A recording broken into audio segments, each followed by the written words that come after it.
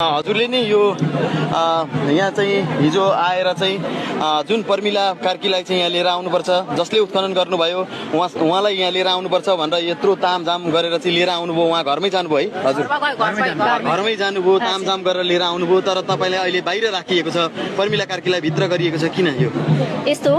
सबैभन्दा ठुलो कुरो मलाई मेरो भगवानले काखमा राख्नु भएको छ हैन। म आमाको काखमा छु।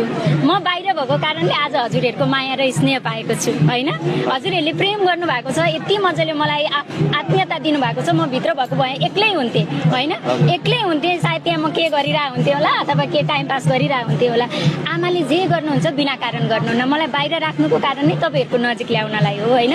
उहाँलाई नै पहिलो प्राथमिकता दिनुपर्छ। मलाई बाहिर राखेकोमा कुनै गुनासो छैन। म यहाँ आएर म युट्युबमा भाइरल हुनको लागि आएको होइन। म यहाँ चर्चा परिचर्चा गर्न पनि आएको होइन। मलाई आमाको आदेश नै यही थियो। पर्मिला माता यहाँबाट हेला हुनुभयो, ओजेलमा